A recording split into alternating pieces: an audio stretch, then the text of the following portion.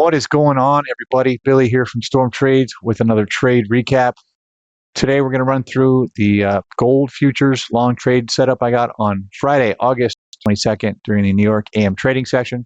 Had a neutral daily bias on this day, but it took it long for a massive win after the Fed Powell speech brought me into another stratosphere. Let's find out why I decided I'd be looking for buy side, and let's get right into it. On the screen is the last 4 daily candles. Whenever I'm trying to establish a daily bias, I need price to point in one direction, and it needs to be very clear to me. If it's not, and I can see price going both ways, I'm going to be neutral, which I was on this day. Now, first things first, I mark up the previous daily low, previous daily high, and the midpoint of the previous daily candle. Okay, I'm just trying to establish a very simple and repeatable process of getting to a daily bias, right? None of this is rocket science. Just helps me do the same thing every day, helps me understand price. So I also want to see what price has been doing. Okay, so price typically books from internal range liquidity to external, but if we don't have any of that recently, then I go by candle structure, right? So this is Friday, okay? Thursday, Wednesday swept Tuesday's low and closed very strong back into the range. In fact, it closed over the previous daily high, right? That's a very bullish signal. However, Thursday actually swept Wednesday's high and closed bearish back into. So I think you could already see already, I can see price going both ways. We're not in any big daily for value gap, or we haven't swept any sort of swing high or swing low. Okay, we have a swing high all the way up here, right? And we have a swing low that you can see is formed right here. But I definitely don't know which way the price is going to go. Okay, and that's fine. I'm now going to go to the hourly time frame and try and find out which side the market is headed. All right, so we pull up the hourly time frame, and it's right here. And on Friday, we typically get a very good look at what happened over the week and can kind of have an understanding of where we think price is likely to go. And we can tell right here that on Wednesday night, or excuse me, yeah, it was Wednesday night, it's about 6 p.m., we put in the smart money reversal. Just make note of that, right? That was the change in state delivery. Let me run a fib, try to sort of see where we ended up, right? So this is the hourly chart. We've already taken the -2 to -2.5. We retraced from there, and now it looks like we're headed lower, right? Around the -4 to -4.5, we have this this low of the week down here from Wednesday as well.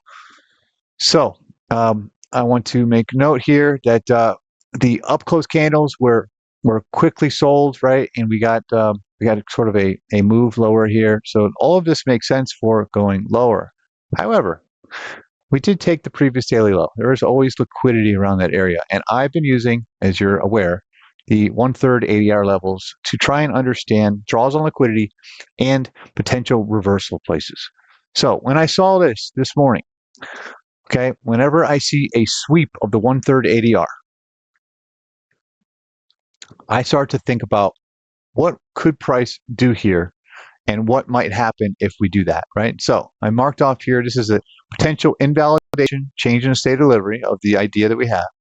And I wanted to start watching, now that we already hit this draw on liquidity, okay, I want to start watching on price to see if we might form a reversal from there. Been doing that a ton recently. And if we did that, and then we closed above the series of down closed candles, my expectation was that the 1/3 ADR up here could get taken. So this was my idea behind the day. I thought price was going to go lower, but once I saw that the 1/3 ADR had been swept, okay, I wanted to see how the next hourly candle was going to start forming. And if it looked like we may have a reversal here, I wanted to get involved on that particular type of trade. So just keeping a note on this 1/3 ADR, or keeping an eye on it, all right, as I move down to the M5 time frame. All right, and one more thing. This would have been my idea here, okay? If we get a clear sweep from this area, I wanted to take advantage of a reversal from the 1/3 ADR, something I've been forward testing and using really successfully recently. So we go down to the M5 time frame. Now, right away, I notice something very important.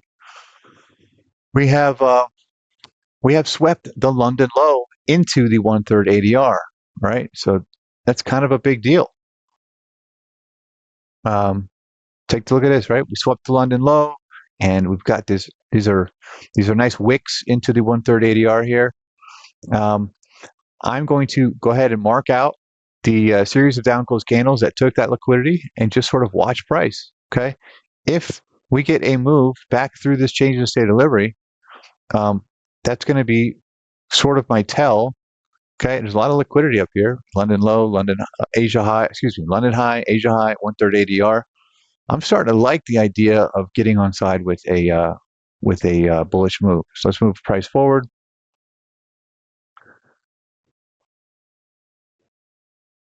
Now, already I'm taking a look at this up close candle prior to this last up close candle prior to the move that took the liquidity. I'm going to mark that off. Okay, that's a breaker block. If we get a fair value gap left in here, that would be a unicorn. These are all signatures in price that tell us we are most likely actually creating a reversal here, and we could get involved with a trade to move to some sort of likely liquidity. So the very next candle here, let's move it forward. Okay. And on this particular candle right here, I believe that's where I entered. But let me take a look here. No, it was on the next one where we formed. No. Let me move this swipe back because I actually got involved on the trade right here. Okay, I loved the setup. I anticipated a close through the change in state of delivery. Could that have come back to bite me? 100% it could have. Okay. So I entered into a long here, and I thought price could get all the way up here to the 1/3 ADR, but the low-hanging fruit, okay, was at the London high. So it was, 1 second, the London high here, and then the next target, which was close enough to the 1/3, of course, is the Asia high. So go ahead and I'm going to buy 2 contracts here.